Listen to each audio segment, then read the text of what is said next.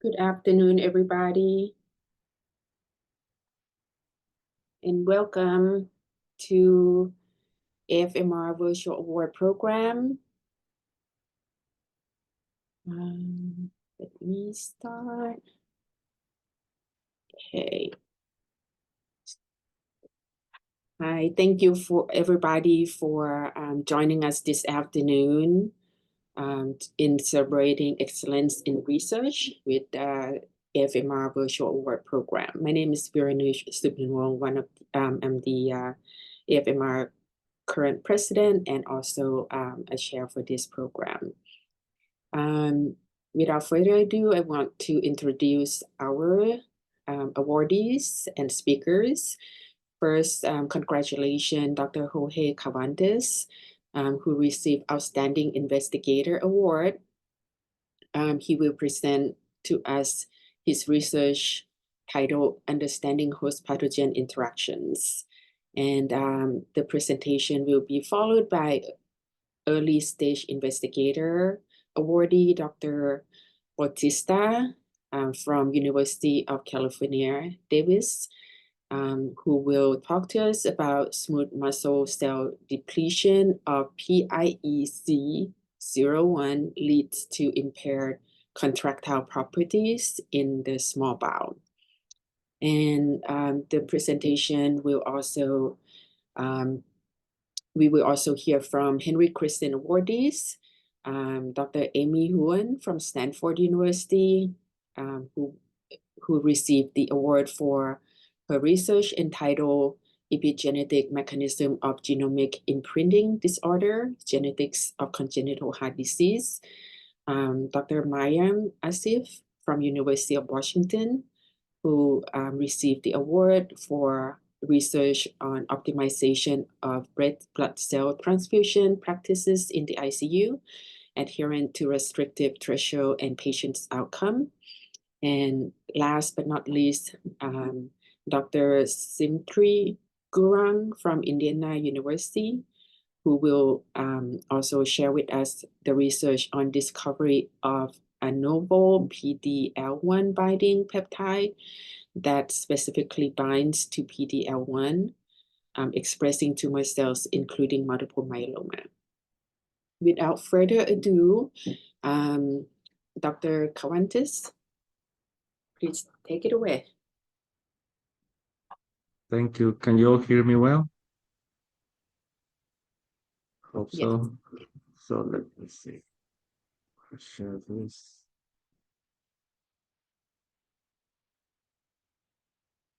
Can you all see the presentation? Good. So today, thanks for the invitation. I'm gonna, during this 15 minutes, talk about my experience in host pathogen interactions. So my field is the innate immunity and interactions of innate immune cells with pathogens that constitute public health problems, mainly human monocytes, macrophages. I also work with human microglia in terms of Lyme disease, but also in the inflammatory response against bacterial-derived lipids in the context of autoimmunity, especially multiple sclerosis, but I'm going to leave that off today. And we're going to talk about monocytes and macrophages with these three diseases: Lyme disease, tuberculosis, and leprosy. So toll-like receptors are part of the innate immune system, and they recognize pathogen-associated molecular patterns. And some tend to classify them as surface TLRs and endosomal TLRs. But this is not entirely true, because when things are engulfed from the exterior, they end up inside the membrane of the phagosome, and they produce what we call the phagosomal signaling. And if you can see this green snake-like figure, that's actually the Lyme disease spirochete, Borrelia burgdorferi. So Borrelia burgdorferi is internalized by monocytes through this process of coiling phagocytosis. So it's like, like enrolling a noodle with a fork, and then becomes some sort of this donut-shaped coil inside the phagosome.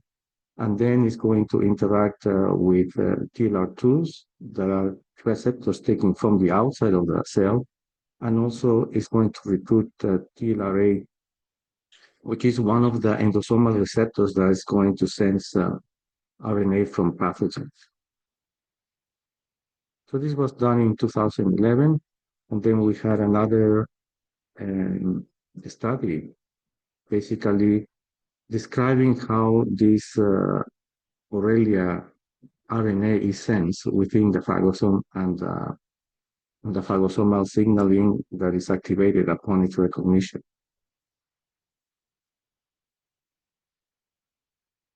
So a problem with the Lyme disease is that a fraction of patients will develop symptoms even after antibiotic therapy. And this has received several names like post-treatment Lyme syndromes, refractory arthritis, and so on.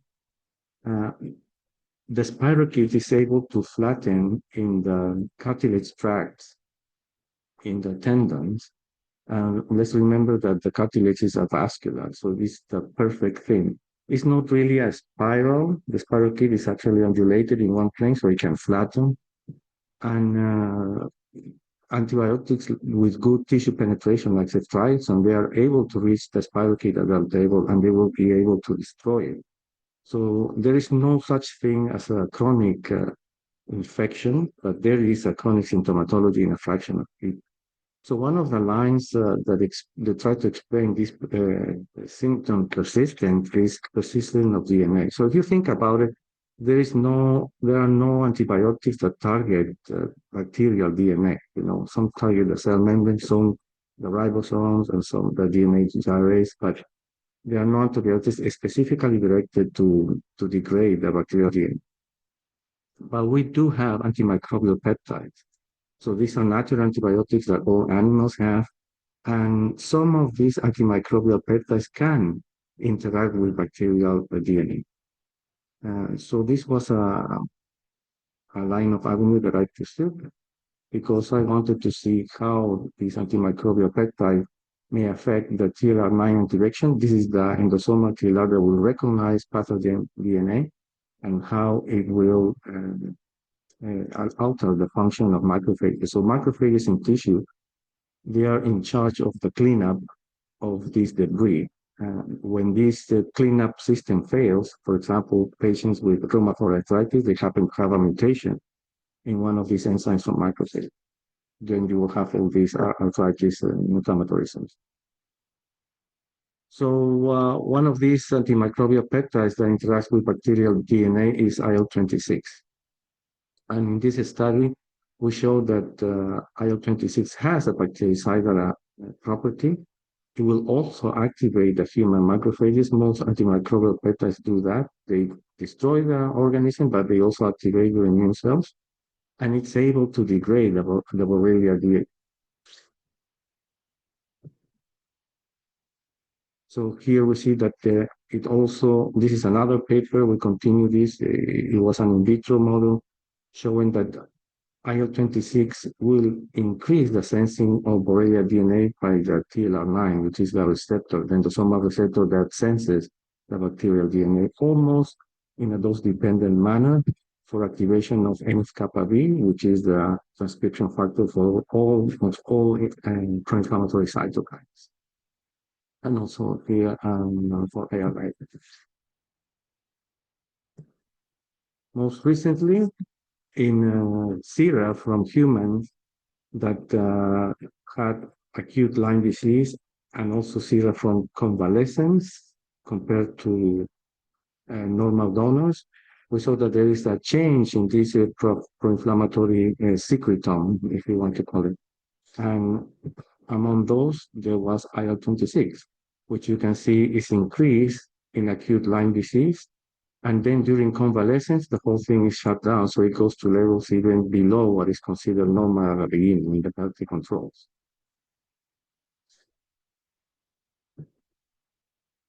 The other line of research is with Mycobacterium tuberculosis. So Mycobacterium tuberculosis is a public health problem around the world. and certain populations are at higher risk, including diabetes. So diabetic patients, they have 3.5 increased risks of developing mycobacterium tuberculosis. And the high glucose does affect the function of your immune cell. And the other explanation that I will talk about in the next slide is the vitamin D. So some studies have explored the effect of high glucose in the function of these macrophages.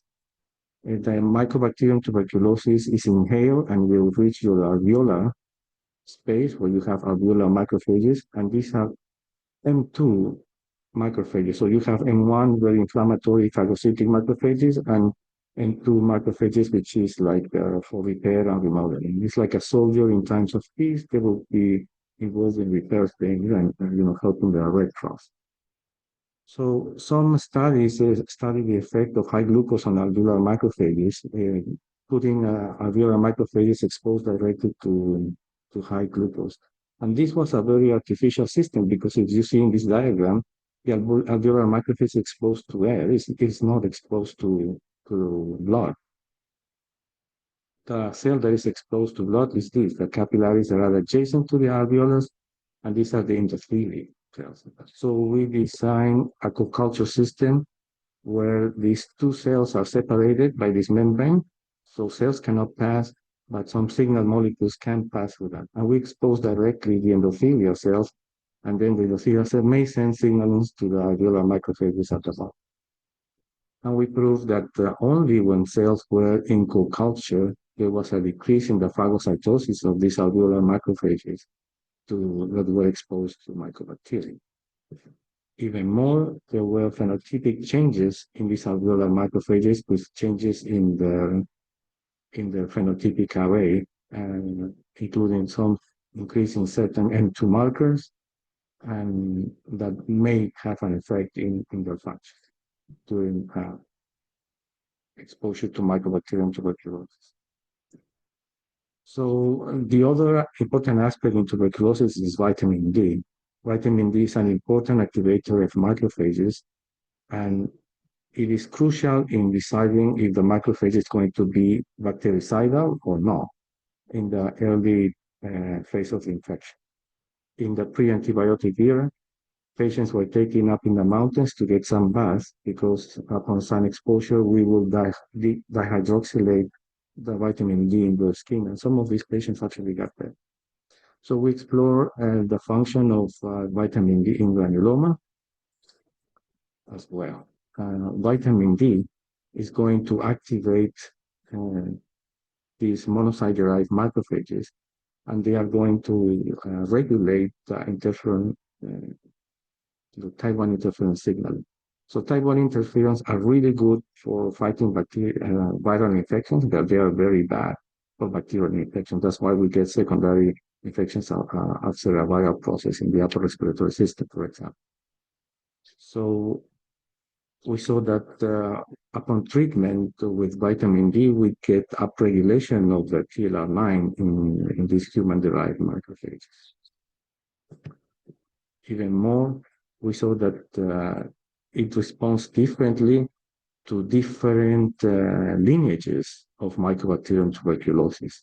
And this may be one of the aspects why some Mycobacterium tuberculosis strain for certain lineages are more aggressive and more virulent than others. Type 1 interferons are going to interfere with the interferon gamma, which we know is another macrophage activation that is important in fighting Mycobacterium tuberculosis infection. Then this is another line of the research. We develop an in vitro granuloma system. And for this one, we use vitreous humor. Vitreous humor extracted from eyes, from cadavers in the medical school. We try those that are commercially available, and guess what? Nature provides like the best mix as a substrate for the macrophages to form a granuloma, which is a collection of macrophages around the mycobacteria. And I don't know if I can show this on the right, but it actually helps maintain the granuloma for a longer period of time than when you don't have this system. And of course, vitamin D along with a good substrate for the granuloma formation. The other thing we explore is titanium dioxide nanoparticles. So titanium dioxide it acts as an important antimicrobial. Certain water cleaning systems use titanium dioxide coated beads to clean the water. So we use this titanium dioxide disc to activate these macrophages, and we saw that upon infection with Mycobacterium tuberculosis, the granuloma formation was faster, bigger, and greater. Mycobacterium leprae is another mycobacteria of medical importance, and this is a fascinating disease. So we tested these titanium dioxide nanoparticles that were, let's say, enhanced with KOH.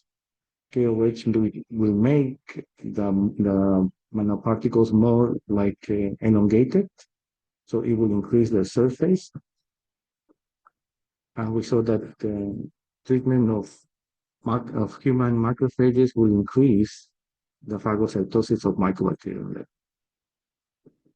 It also regulates the NF-kappa B activation, the pro-inflammatory response, without affecting the type 1 interferon regulator, which is the IRF. These are transcription factors that regulate the production of the type 1 interferon that I mentioned. So again, type 1 interferon is great for viral infections, very bad for bacterial infections. And I'm going to jump here a little bit. So Mycobacterium leprae has two poles, and in between all these different subcategories, and you have the lepromatous leprosy on the right, that is a multibacillary form, meaning the macrophages are not well activated and they are unable to phagocytose the mycobacteria. This is a Th2 associated response, M2 macrophage associated response, and there is little control. This is the most severe form of leprosy. And then you have the tubercular leprosy, where it is post-bacillary because the mycobacteria is being phagocytosed by activated macrophages. So the type 1 interferon in mycobacteria, leprae infection are really bad. They are going to affect the activation of macrophages and will pull things toward the lepromatous leprosy. So one thing that we did is we tested activation of monocyte-derived dendritic cells. So in cancer, there's this thing that is called dendritic cell activation, where let's say you have prostate cancer, so you take out your dendritic cells, you expose them in vitro to, let's say, prostate-specific antigens, so now they are able to recognize and they are activated specifically to fight that type of cells, and then you put them back. So in a similar way, we can, I mean, theoretically, we could take immature dendritic cells, activate them with titanium dioxide nanoparticles, and then put it back in patients with leprosy. So for any infectious diseases, there are three important aspects: the host, the pathogen, and the environment. The host, if you are immunocompetent or immunocompromised, the pathogen, if it's a virulent pathogen or not, and then the environment, for example, lack of sun exposure, and you're unable to activate your vitamin D. So because of this theory behind leprosy, some people think that the pathogen side is of little importance.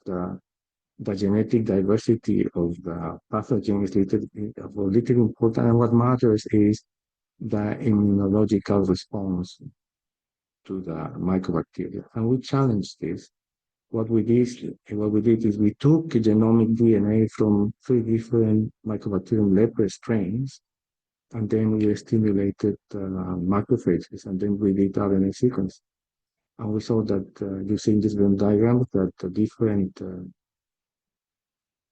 there was a different and differential expression of genes, as you can see in this heat map. And I think this is the last slide I have, and I made it exactly in 15 minutes. Thank you. Thank you, Dr. Cavantes. Does anybody have any questions for Dr. Cavantes?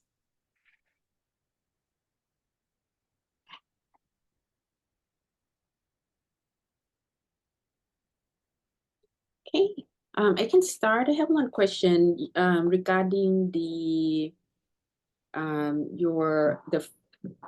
disease that you mentioned, like in chronic Lyme, that you're exploring the antimicrobial peptide.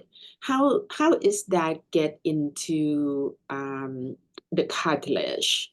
Because you mentioned like cartilage doesn't really have any vasculature. I'm just curious, like, is it get into the macrophage first, and then macrophage is the one that carry it to have interaction with the bacteria?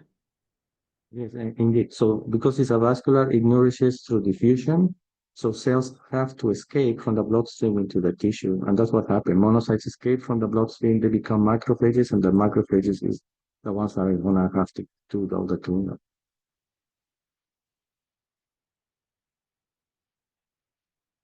Oh, you're muted now. Thank you. Anybody else with any question? Please feel free to enter the question into the chat.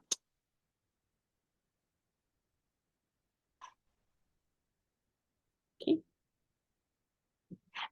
Guess I actually have one more question regarding the leprosy. I was under the assumption that leprosy is no longer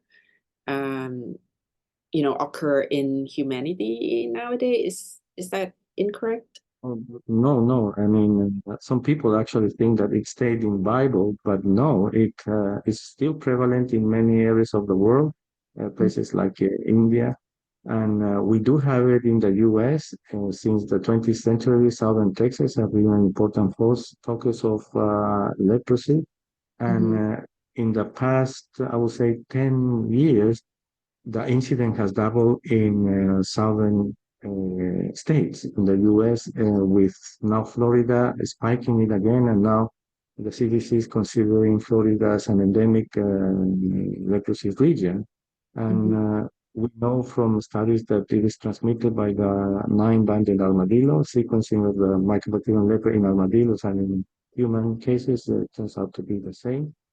And we do have armadillos here in Florida, and we are actually we are we are publishing a paper because there is evidence that even if you have not reported exposure to the armadillos, working in your garden where there are armadillos and touching the soil that might be contaminated can be enough to contract leprosy. Thank you. That's very interesting. So we have a question from an attendees. Question is, this is a very interesting talk. For the dendritic cell experiment for leprosy, do you think it would be possible to reverse the severe skin lesions seen in later disease, or would this be most effective early in treatment? So it depends on the lesion. For example, we can see like skin lesions in tubercular leprosy that get better when you treat them. But if you have the nerve damage, that ultimately is going to lead to, like to finger mutilation and things like that. That's something that you will not be able to revert. All right. Any other question from the attendees? Think. I don't see anybody else with questions, so we can move on to the next speaker. Our early stage investigator awardee, Dr. Bautista.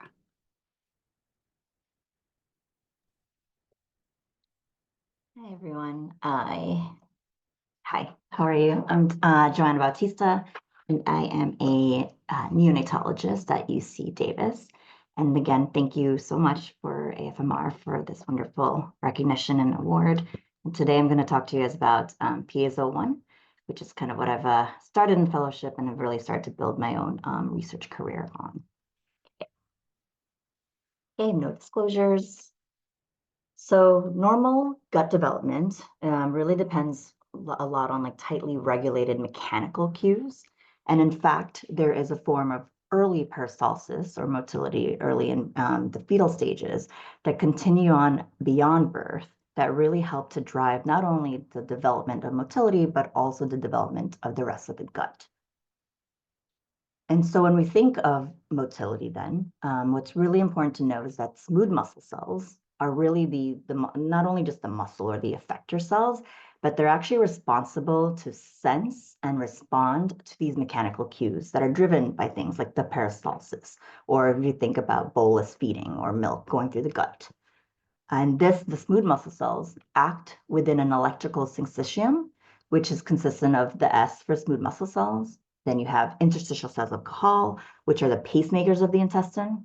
And then you have the PDGFR alpha cells, which are inhibitory signals or the relaxation in order for all this to kind of finely tune with each other. And then on top of that, you have your enteric neurons, so your own entire nervous system for the gut, as well as our hormonal feedback from the enteroendocrine cells that then feed back to the syncytium. So this whole kind of process is much more complicated, and there are different channels that have been established. But despite that, smooth muscle cell mechanotransduction, or this ability to sense and respond to these cues, in the small intestine particularly, are not as well defined, particularly in the maturing or developing gut.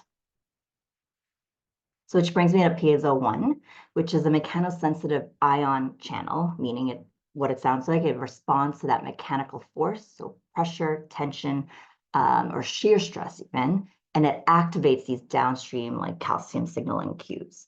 It actually responds to both calcium or transmits calcium and sodium, but the calcium is kind of the primary driver. What I think is really fascinating about piezo-1 is that not only does it does this primary role of converting physical force to cellular signaling, but it has a dual function in most organs and cells and tissue types. It's meaning like in epithelial cells, it can cause activation of piezo-1 will actually cause both apoptosis or cell death, as well as proliferation. So this dual ability to kind of switch is really, really fascinating. And it's because it's developmentally regulated, meaning that it's more of a driver early in development of many other mechanically active organs that made it a primary interest. The piezo-1 is also expressed across all those syncytial cells I mentioned, but it has recently been really highlighted in the developing gut, but also in inflammation-mediated gut. So for me, as a neonatologist, that's particularly interesting or kind of fascinating because it can link a lot of the dysfunction that we tend to care for in the NICU. So for this particular talk, we hypothesized that the piezo-1 in the smooth muscle cells of the small bowel will actually play a role or specific function in the stretch-induced contractility of the small intestine and driving motility. Because piezo-1 is embryonically lethal, meaning that the mice, if you try to knock out or globally delete piezo-1 early on, you don't survive birth. We had to use a Krelok's-P system, meaning that we specifically induced deletion of piezo-1 only in the smooth muscle cells, so focusing on the gut. This required our mice to be around 4 to 6 weeks old, and we gave them something, tamoxifen, which many of you would typically associate with more of it's chemo really for ER, kind of estrogen receptor, and that's kind of what is using it to be knocked out of these mice. We treat them for 5 days, and then we did several assessments, but today I'll focus on this wiremyography or organ bath assessments, meaning that we take these rings or segments of the intestine and we hook it into this force transducer in order to measure kind of the different force changes of the gut. This gives us a little bit more properties, which I'll kind of go into a little bit more detail. So first, what we looked at, just kind of the general phenotype of this knockout model with piezo-1. So when we lose piezo-1 in the smooth muscle cells, at about after 2 to 3 weeks, we see this trajectory of weight. So here in blue is our control and red is our knockout mice. And you see that during this period of time or age, you should expect this natural progression or incremental growth. But instead, we're getting this pretty rapid decline or just persistent decline in weight. However, it is important to note that none of this actually led to severe morbidities or mortality in the mice, but they kind of mimic a failure to thrive kind of picture, if you think of it that way. So they were always kind of just underweight. When we then looked at whole gut transit, so this consisted of providing the mice with carmine red dye, so just literally gavaging some red dye in their mouth and then waiting to see how long it took for that to transit. So you can see here again in the blue is our control and the red is our knockout, and you saw a near double, more than doubling. And actually, you kind of see that we cut off at 8 hours, but you're waiting for mice to poop. Eventually, we kind of cut it off. So it actually got even more prolonged for some of these mice. So this kind of summarizes the general phenotype. So we saw that there was this weight loss, but also this kind of prolonged gut transit and like decreased amount of bowel movements. So next, we looked at our wire myography assessments. So blue is our control and red is our knockout, and the dashed line represents stretch. So you're acutely stretching these rings. There's basically 2 probes that are inside the circle or the circumference of the ring, and it stretches it uniaxially.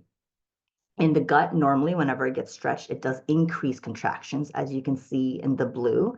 But with the knockout, you can see that not only are things done a lot less, but it's also kind of more erratic. So I'm going to walk you guys through a little bit of the functional assessments we did. So here you can take what we started calling kind of steady state parameters. So after you acutely stretch, you get to the steady baseline. And then from that, from each of those small little oscillations, you can actually gather a lot of information. So we were able to get amplitude, which would be contractile strength, the force integral, which is the work or the capacity of the gut, and then duration is how long the contractions last, as well as period. And we use that more to kind of assess how regular things were. And then when we looked at the acute stretch component of the wire myography setup, you can now see viscoelastic properties of the gut. And kind of ultimately, in summary, what we saw was we had decreased amplitude, so weaker contractions. We also saw significant irregularity, so there was a wider coefficient of variation. And then when we looked at the actual viscoelastic properties, essentially we had decreased tonicity and elasticity. So think of an overstretched rubber band or an overstretched balloon, and can no longer get back to its previous form, as you can kind of follow if you follow that trajectory. So I showed you just now, really focused on the wire myography setup, but the whole actual experiments we did just to kind of brush quickly kind of look at. But we also found that in these mice, we saw a significant thinning of the muscle. And that's really significant because normally we would see that or expect that in obstructive processes or dilated bowel in the human or clinically. But here we were seeing that in the absence of those pathologies. Within that, remember the Sipsing I had mentioned and enteric neurons. So we actually saw that while the smooth muscle cells decreased, so they did have less smooth muscle cell numbers themselves, everything else went up. So the interstitial cells of Cajal, the PDGFR alphas, as well as the enteric neurons. And then we also had a co-culture system. Essentially, we were able to grow the intestinal muscularis cells. So we not only got the smooth muscle cells, but the ICCs and the enteric neurons, and grew them in a 2D flexible scaffold. This allowed us to then grow and watch actual contractions and also look at calcium signaling, which we saw significantly irregular or dysrhythmic. And now that's unusual in the sense that normally when we think of the gut with a Sipsing system, it's the ICCs that are setting the pace for the regularity of the gut. Yet here we're seeing that a dysfunction in the smooth muscle cell or the effector cell is actually resulting in really altered signaling. And it goes beyond that. And you can actually scan this finally, after a couple of years have gotten out, but this kind of highlights this really comprehensive effect that losing piezo-1 in the smooth muscle cells kind of developed. And then I'm just going to quickly touch on just kind of a little bit of what I'm tying into now, but I mentioned that we induced a knockout at 4 to 6 weeks. So that's postnatal age at 28 days. Normally, the gut does not stop developing or forming in the mouse until P28.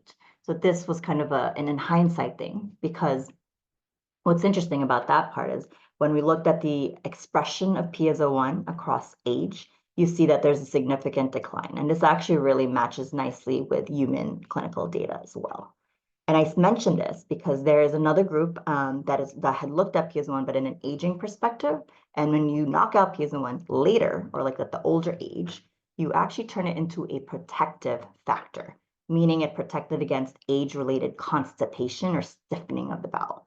So as a neonatologist, this is all really very fascinating for me because, this idea that not only do we have a developmentally regulating target, but it's because it's linked with inflammation and a lot of the dysregulation of the rest of the innate immune system. It's a very potential or highly likely target for future therapies and such.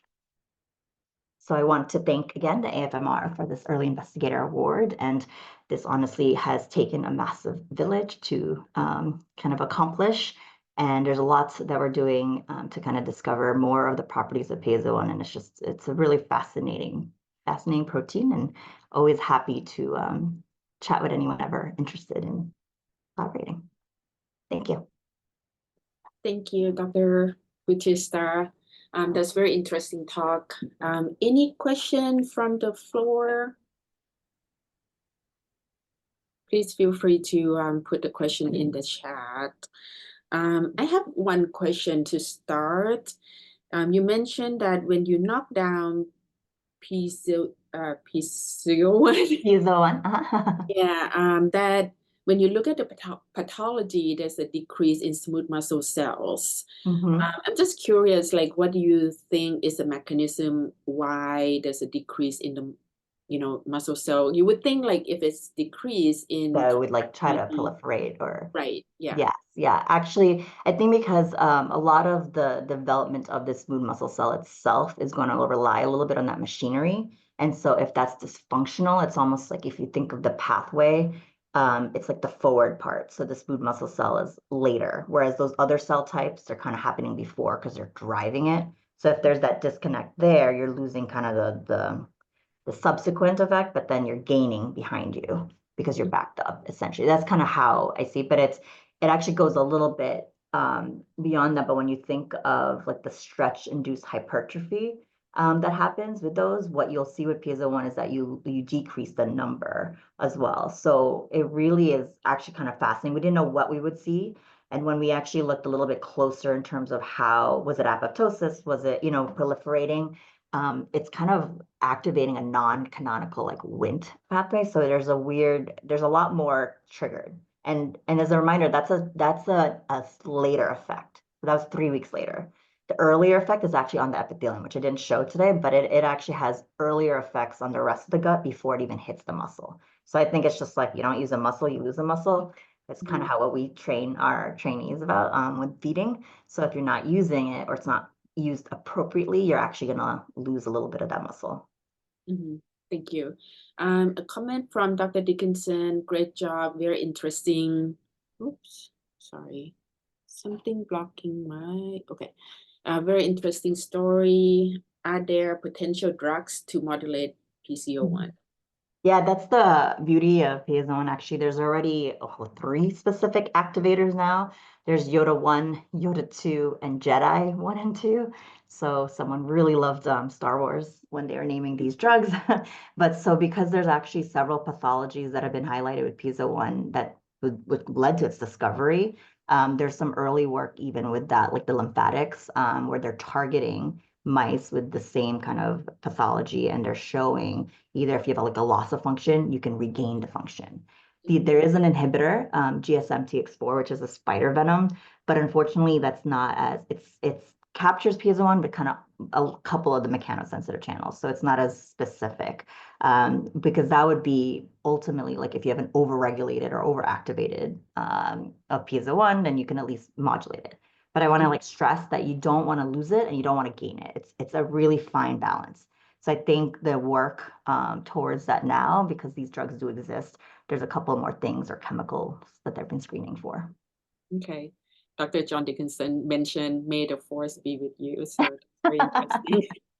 I did have a very Star Wars themed. Another question from Amy Huon. Mentioned wonderful talk. I was wondering, what is the cause of weight loss for these mice? Is it constipation or early satiety, or is it nutrient absorption affected? So I think it's actually, so it's hard to know, right? Because they did have a decreased chow consumption. So there was less, there was definitely an impact on the satiety part of it earlier on. And then we did note that there's obviously less transit. But I think when to know which one's which, right? Because if you're constipated or if things aren't moving, you're also not wanting to eat. So I don't know, we don't know which came first necessarily. But I do think that something that's going to be worth exploring and that we just really now know about smooth muscle cells is that impact on like nutrient absorption and ability to kind of the epithelial effects, which did happen earlier. Because it's easy to kind of blame it on the motility, but actually I think things are happening before then. Like that's a later effect. Thank you. All right, any other questions? I don't have any other question on the chat. So thank you, Dr. Bautista. That's very interesting talk. Our next speaker, Dr. Mariam Asif. Please take it away.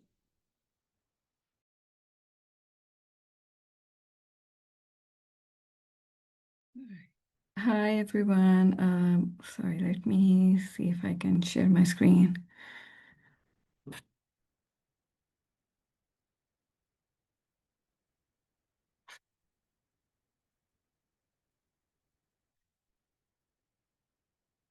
Okay.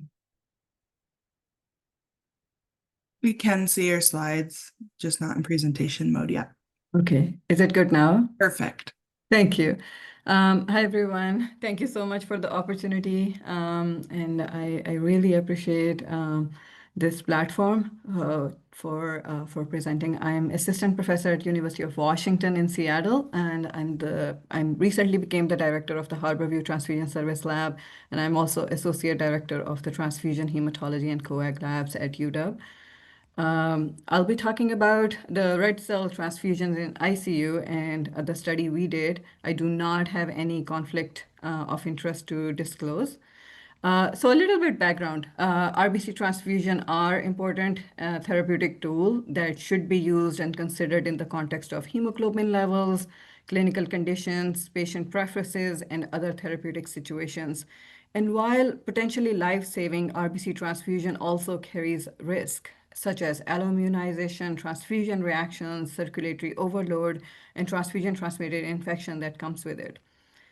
Over the past 2 decades, recommendations for RBC transfusion protocols have shifted from liberal hemoglobin hematocrit of 10/30 goal to more restrictive approach for most of the patient subgroups.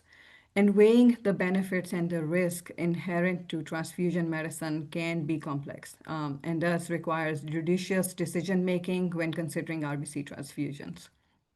A multi-center randomized controlled clinical trial of transfusion requirement in critical care from 1999 recommended restrictive RBC threshold as it was found non-inferior to the liberal RBC transfusion threshold in critically ill patients. So the TRIC trial is a very famous one from 1999. People still refer to that, and there have been many studies after that which do endorse the restrictive approach when doing RBC transfusion based on hemoglobin level. The most recent guidelines from AABB, which is a huge committee and platform that gives out guideline for transfusions, red blood cell transfusion, they recommended also to go with restrictive transfusion strategies in most patient subgroups. So RBC transfusion in ICU patients, multiple randomized controlled trials of hemoglobin threshold have been conducted, but whether these findings are used in clinical practice is unknown. And uncertainty does exist among best practices for different patient population. This variability paired with complex decision-making in an ICU setting leads to uncertainty in threshold utilization. So Rasfeld in 2023 conducted a comprehensive study characterizing global ICU RBC transfusion practices. So the study that came out in 2023, they did a prospective observational study between 3,643 adult inpatients in 233 different ICUs in 30 different countries. So it is a big study. And they examined the threshold being used during RBC transfusion events. What they found is very interesting. They found that 25% of the patient received one or more RBC transfusion during ICU stay, with a median of total 2 units per patient. They found that restrictive threshold was only used in 17.3% of the RBC transfusions, and they categorized intermediate as hemoglobin threshold of 7 to 9, where 24.9% of the population was under that, and liberal threshold as more than 9 hemoglobin, and 26.6% of the RBC transfusions were using that threshold. So no threshold stated for 31% of the RBC transfusions, which is very common that sometimes you just can't find what threshold or a pre-transfusion hemoglobin is not available. So approximately 84% of the ICUs admitted transfusion to patients at a median hemoglobin level were greater than 7 gram per deciliter. And this is a considerable variability across their centers that they were included. So these findings prompted us to consider regarding adherence to the healthcare providers to evidence-based RBC transfusion guidelines. So we put this study together in our institution, where we did a retrospective study at University of Washington Medical Center, Montlake. We included patients from March 2021 to June 2024. And we were very mindful to go back to this time because we wanted to skip some of the COVID times from 2019 to 2021. So we started from March 2021. And the rationale was to see RBC transfusion has known risk. We all know that there is no evidence of showing a benefit of using liberal thresholds. And it's a resource management. We went into such a shortage when COVID happened with red blood cells and even all the blood products available in the US. So we wanted to see how our center is doing in RBC transfusion practice. And we went in blinded, not knowing what we were going to find. So we designed the study using a PICO framework, where the question was what RBC transfusion threshold were used in patient admitted in medical ICU at University of Washington Medical Center Montlake campus from 2021 to 2023. And the population would be the adult inpatients who are admitted in medical ICU, including patients with acute coronary syndrome, because we have a separate CT ICU, so we thought there's not going to be too many patients in medical ICU with coronary syndrome, so we're going to include that. We did exclude all the outpatient. We excluded anyone who received who did not receive any RBC transfusion. We excluded hem-onc patients because a restrictive transfusion strategy is a weak recommendation in that population, and we do have a separate hem-onc ICU. We excluded actively bleeding patients, which we defined as using more than 2 units of RBC in 24 hours, which is surrogate for instability that we used. The intervention was if anyone received RBC transfusion in medical ICU with inclusion criteria matching will be included in the study, and we'll compare them with no transfusions happening in medical ICU.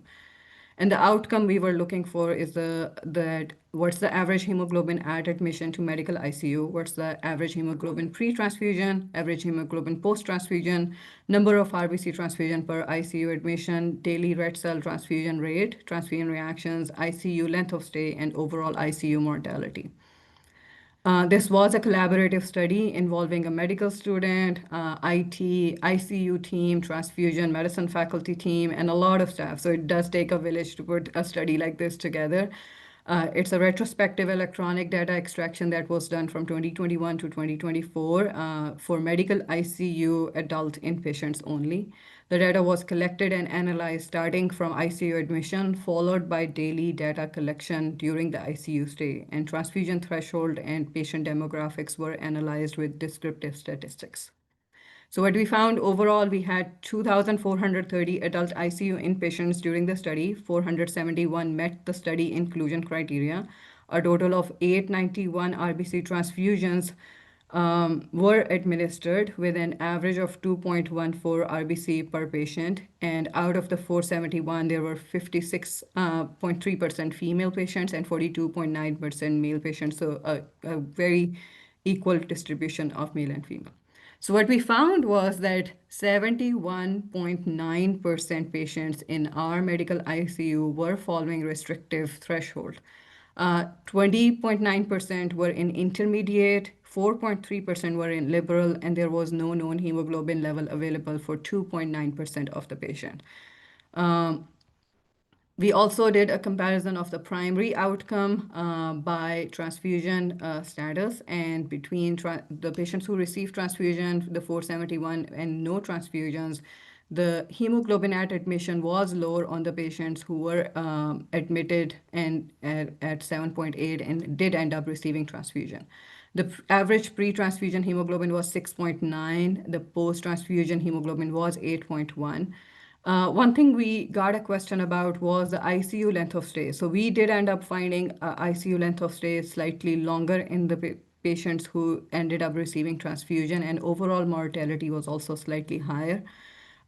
We did analyze this in a way that we observed higher ICU mortality in transfusion group is most likely corresponding to a bias per indication. So the risk and adverse event is related to indication for medication or intervention use, but not the use of medication or intervention itself causing it. So sicker patient needing more transfusion and sicker patient die more often. We also went back and actually analyzed the 2021 institutional census on mortality rate and found that patient admitted to medical ICU had a mortality rate of 11%. So something in average in between these two.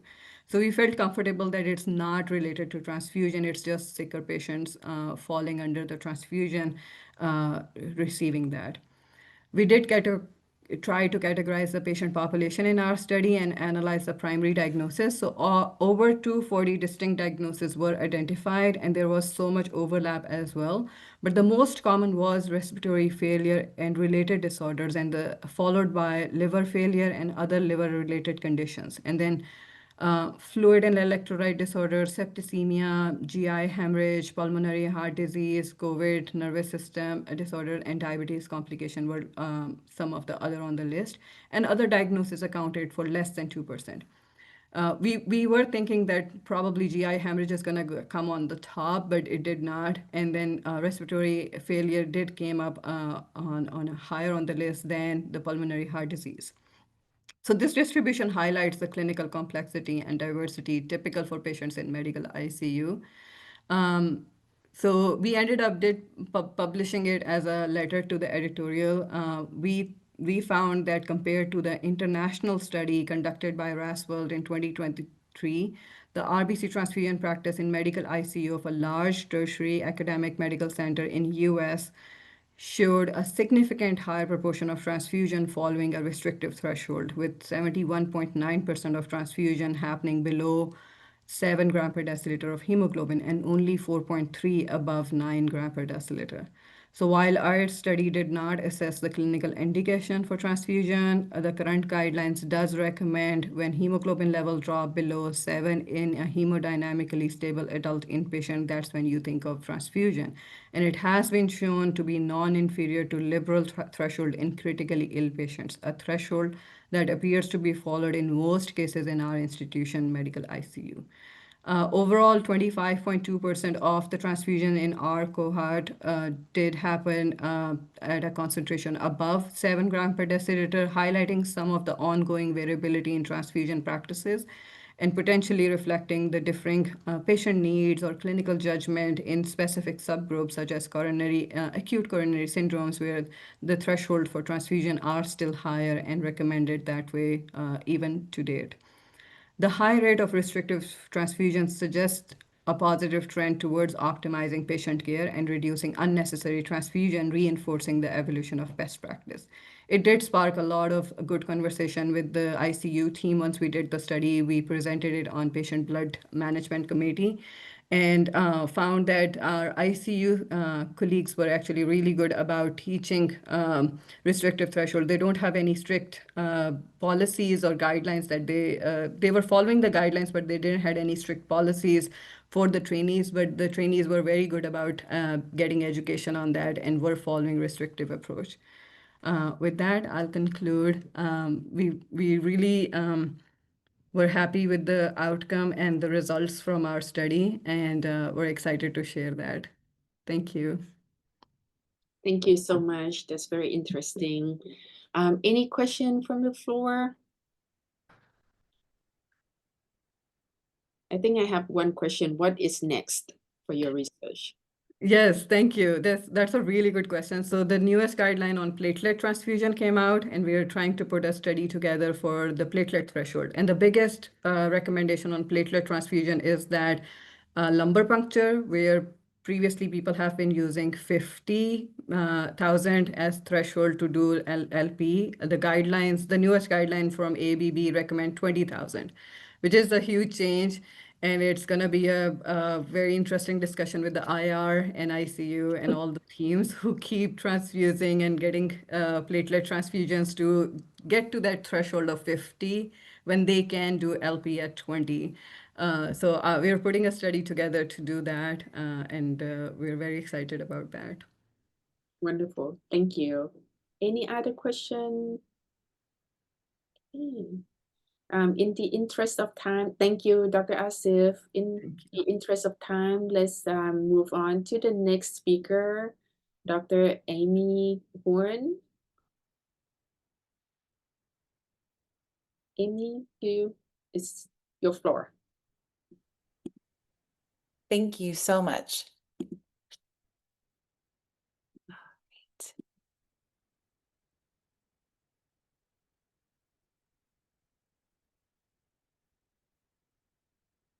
All right, can you see my screen okay? Perfect. All right, well, thank you, everyone. My name is Amy. I'm a combined pediatrics genetics resident at Stanford University. Today, I'm going to talk with you about an understudied imprinted locus, and specifically a unique regulatory element within that locus that, when disrupted, leads to abnormal gene architecture, abnormal expression, and has consequences for heart and muscle development. Now, to begin, I wanted to remind everyone that there are about 200 imprinted genes in the mammalian genome, and these genes are critical for normal growth. What makes these genes unique, though, is that they are expressed from only one parental allele. And so the two genes that I will focus on today are GRAB10 and DDC. These genes are found close together in the genome. GRAB10 encodes a maternal specific transcript in highly metabolic tissues such as muscle and heart, and it encodes a potent growth suppressor. In contrast, dopa decarboxylase, or DDC, actually has a paternal specific transcript that's exclusive to the heart. Now, for many imprinted genes, this monoallelic expression pattern is regulated by a key cis-acting element called an imprinting control region, or ICR, that I've highlighted here in yellow. And it carries this differential DNA methylation mark that was established in the parental germlines and maintained throughout development of the organism. So here for the GRAB10 ICR, you can see that it is maternally methylated and paternally unmethylated. Now, interestingly, DDC does not have an ICR. And so the question is, how is it really regulated? My hypothesis was that there are other differentially methylated regions within this locus that could be contributing to not only DDC, but GRAB10 expression. Now, why do we care about this locus in the first place? GRAB10 and DDC have been implicated as one of the causal loci for an imprinting disorder called Silver-Russell syndrome, or SRS, that's characterized by failure to thrive and skeletal asymmetry. About 10% of patients with Silver-Russell syndrome have maternal uniparental disomy of chromosome 7, which means they carry two active copies of the maternal GRAB10 gene and therefore excess gene dosage of this growth suppressor. And they lack the paternal specific transcript of DDC in the heart. Now, because mouse models of maternal uniparental disomy 7 and GRAB10 overexpression have similar growth restrictive phenotypes that we see in Silver-Russell syndrome, we can use mice as a model to understand how dysregulation of this locus can cause a Silver-Russell-like phenotype. So to begin to identify regions of interest, I first reviewed the publicly available data. And I found two sites. The first was in the third intron of the GRAB10 gene that I'll call CBR 2.3. And the second was in the 3' end of the DDC locus. And these sites were very interesting because they overlapped with a DNA binding and architectural protein site called CTCF, which colloquially is called the weaver of the genome, meaning that it can bring distal elements of the genome close together in 3D space. And so genes can then share regulatory elements. And I've highlighted that CTCF protein binding site here in red. What I found in the literature was that there was this beautiful interaction between the two sites, CBR 2.3 and CT in the 3' end of DDC. And what I then did was look in mice, and I performed chromatin allele-specific chromatin looping analysis. And I determined that this interaction was in fact preferentially paternal, really suggesting that one or both of these elements could be contributing to genomic imprinting for the locus. So in order to test their function, the first thing I did was focus on CBR 2.3, that CTCF binding site within the third intron of GRAB10, and I deleted it both from the maternal allele and the paternal allele independently in mice using CRISPR. What I found was that when I deleted it from the maternal allele, I saw no change compared to wild type in terms of the gene architecture. But when I deleted it from the paternal allele, really interestingly, I saw rearrangement of these chromatin interactions and new chromatin loops that mimicked the maternal allele. I then looked at expression of GRAB10 and DDC in these mice, and I saw that only when I deleted the CBR 2.3 from the paternal allele was expression disrupted. In fact, I saw reactivation of the normally silent paternal GRAB10 gene copy and effectively loss of DDC expression in developing hearts. So these data collectively told me that CBR 2.3 is not only controlling gene architecture, but gene expression. And in the imprinting world, the elements that do that are imprinting control regions. And so my next question was, is CBR 2.3 a new ICR for the locus?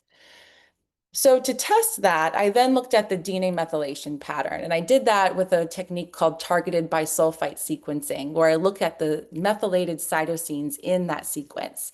And what I saw was in CBR 2.3, there was a very similar DNA methylation pattern compared to the GRAB10 ICR that just sits upstream, where the methylated cytosines are dark boxes and the unmethylated cytosines are light boxes.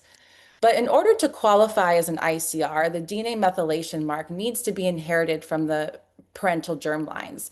So for the GRAB10 ICR, the maternal methylation is inherited from the oocyte, and in the paternal hypomethylation is inherited from the sperm. But for CBR 2.3, this is a different story. The region starts off completely methylated in both sperm and oocytes. This region becomes hypomethylated peri-implantation and then regains methylation specifically on the maternal allele later in development. So this tells me that this region is not an ICR, but in fact, it's a secondary or somatic differentially methylated region, or DMR, with high regulatory potential. Now, interestingly, all of the elements that I studied in mice, the GRAB10 ICR, the CBR 2.3, and then the 3' CTCF binding site at DDC are all conserved in human.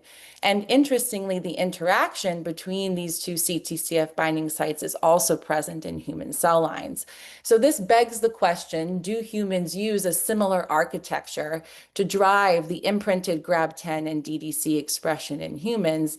And can genetic variation in these CTCF binding sites give rise to a similar growth restriction phenotype that we see in maternal uniparental disomy 7 in Silver Russell patients? And so just to conclude my talk, these are the 3 takeaway points: that imprinted GRAB10 and DDC expression are controlled by this paternal CTCF binding site within the intronic secondary DMR of the GRAB10 locus, If we delete it from the paternal allele, this leads to misexpression of both imprinted transcripts, and secondary DMRs can control allele-specific gene architecture, which has not been well studied.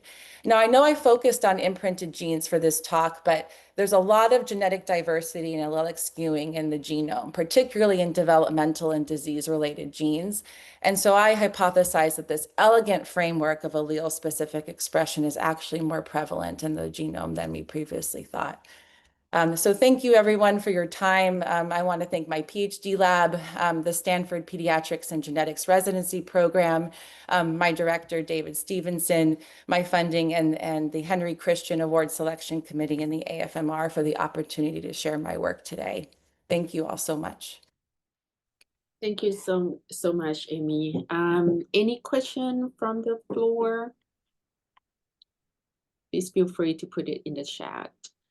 I have one question. How do you, for like seeing this work translated into potential treatment?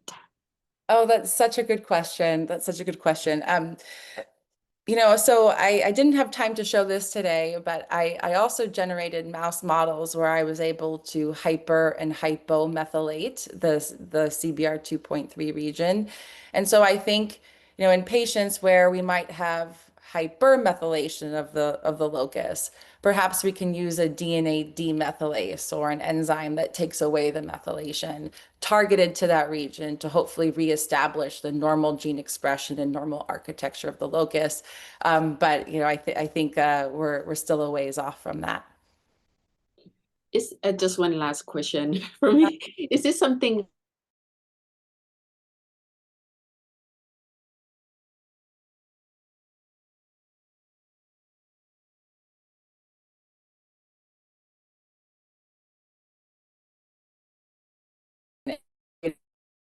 And you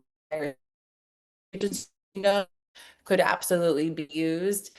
We've done that in mice already, and I think it's just a matter of time before it makes its way to human. In terms of correcting the maternal uniparental disomy 7, I think that's a little bit trickier, but perhaps if we can hypomethylate one of the methylated maternal alleles, that could be an avenue for CRISPR-related therapy. wonderful? And comment from Dr. Batista said, excellent work. So congratulations. Oh, thank you. All right. If there is no additional question, we'll move on to our last speaker, Dr. Guran. Please take it away. Yeah.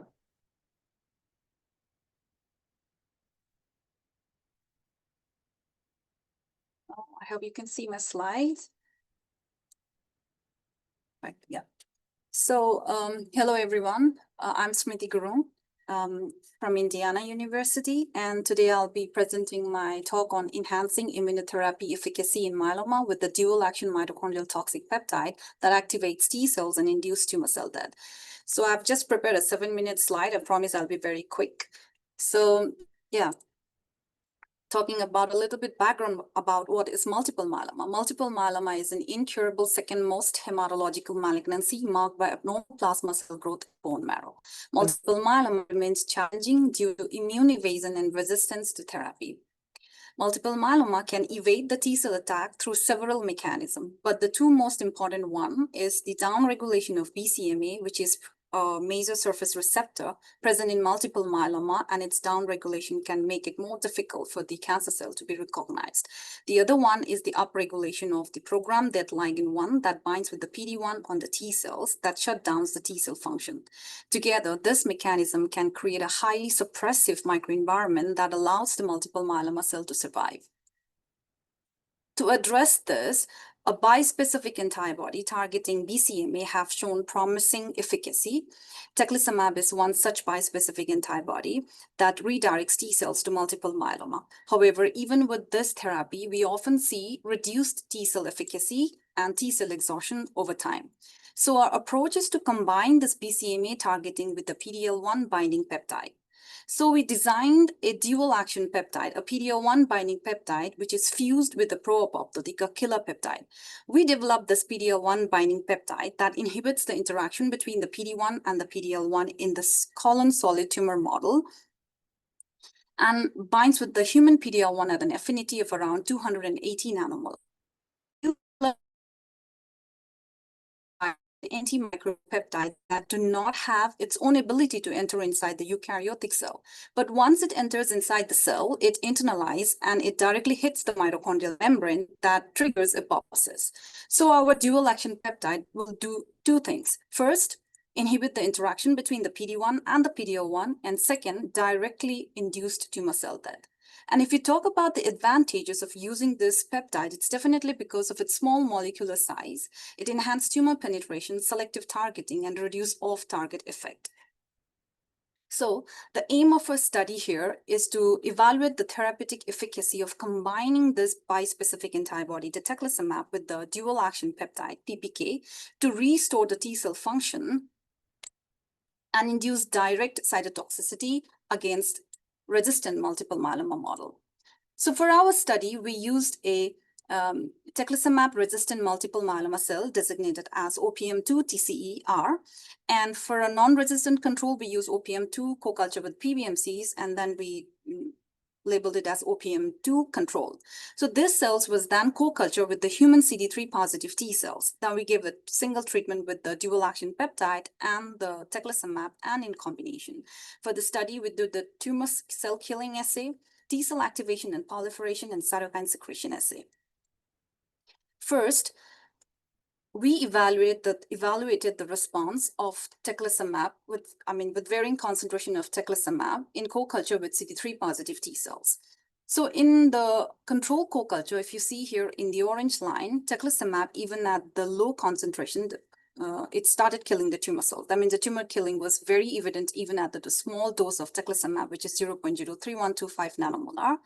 And in figure B, you can see that the same concentration increase in the activation of the cytotoxic CD8 positive T cells.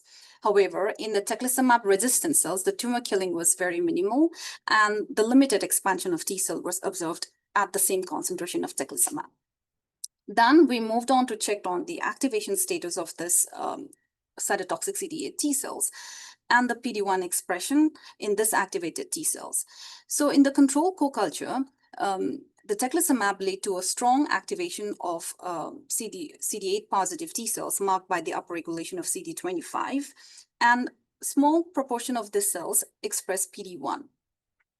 However, if you see it in the teclistamab resistant co-culture, fewer T cells were activated, but these T cells have a slightly higher elevated PD-1 expression compared to the co-culture. So together, the control cells. So together, the teclistamab resistant in this OPM2 TCE resistant multiple myeloma cell is driven by impaired T cell activation, resulting in decreased anti-tumor efficacy. So we picked up this concentration of teclistamab, and then now we combined it with a dual acting peptide at 2 micromolar concentration. So in figure A, you can see two different population of cells, the target cells, which is the tumor cells, and the CD3 positive T cells. Teclistamab at this concentration showed minimal killing of the tumor cells. The dual action peptide at 2 micromolar shows a little bit better killing than the teclistamab. However, if you see in the combination, the tumor cells were nearly completely eliminated. At figure B, you see the absolute cell count of the target cells, which is the tumor cells, going down in the combination treatment compared to the single treatment. Then we checked for the activation of this cytotoxic CD8 T cells. The activation was significantly increased in the combination treatment than the single treatment. So together, the combination restored the effective tumor cell killing and T cell activation in OPM2 TCR resistant multiple myeloma cell. Next, these T cells were stained with a CFSE dye to monitor the proliferation over time. And the combination of the teclistamab and the dual action peptide resulted in higher proportion of proliferating cells compared to the single treatment. We also measure cytokines like interferon gamma and granzyme B, which is a cytotoxic effector molecule. So this teclistamab treatment alone showed a modest increase in the granzyme B secretion. However, in the combination, the granzyme B secretion and also the interferon gamma secretion was significantly enhanced. So taken together, the combination activates a higher proportion of functionally competent T cells capable of mediating effective tumor cell killing. So in summary, the combination treatment effectively eliminates resistant OPM2 TCE multiple myeloma cell. The T cell function was restored, evident by early proliferation, increased CD25 expression, and cytokine secretion. Overall, this dual targeting approach holds significant promise for overcoming resistance and enhancing therapeutic outcome in multiple myeloma immunotherapy. For the future direction, we are currently analyzing the RNA sequencing to uncover underlying mechanism and also doing in vivo studies to validate our finding. So at last, I would like to thank AFMR for this opportunity and for the Kristen Henry Award. And yeah, thank you very much for this opportunity to letting me present my work today. Thank you. Thank you, Dr. Gurung. That's a wonderful, elegant work that you did. I was just curious about like data in vivo, but it seems like that's under work. Yes, actually, yeah. So actually we are first, because this is the novel PD-L1 binding peptide, and we do not know at what concentration it might work in the multiple myeloma tumor model. So we actually finished with, testing with different concentration of this peptide, the dose of peptide. And now we are moving on with the combination treatment where we are giving the teclistamab plus the dual action peptide in the resistant multiple myeloma model. Yeah. Wonderful. Any question from the floor? Okay. I think in the interest of time, I would like to move on. Thank you, Dr. Gurung, and all presenters for wonderful work that you share with us. And I would like to move to the next phase of our program. I'm going to share my slide. Okay, so sorry. So I want to acknowledge our first class of fellows of AFMR 2025. And these are the list of our fellow of AFMR. I want to thank everybody for attention and participation, and congratulations to all the awardees. Without you, your work, we would not be here. So very appreciate it. And also special thank to dedication from everybody, all the fellow of AFMR, that without you, our organization would not be here as well. I think that's all I have. Is there anybody that want to make any comment about the program? Stop sharing. Sorry, I'm not as savvy with. Oh, Amy, yes. I think, can you unmute and talk? That's Allison Reese. I just allowed her to Sorry, talk. Allison. Yep. Hi, I just want to say congratulations to all of the people who are our new fellows. I know a lot of you, and I think it's a wonderful accomplishment, and I'm just really proud of all of you and proud of the AFMR and the things that we're doing. So thank you. Thank you, Allison. And John Dickinson mentioned congratulations to everybody. Sorry, I don't know whether everybody can see this. So, all right. Without further ado, let's adjourn, and everybody have a great, wonderful rest of your week. Oh yeah, and just an announcement, we are going to open up for the next cycle of Fellowship of AFMR application soon. So please keep an eye out on the opportunities and future awards.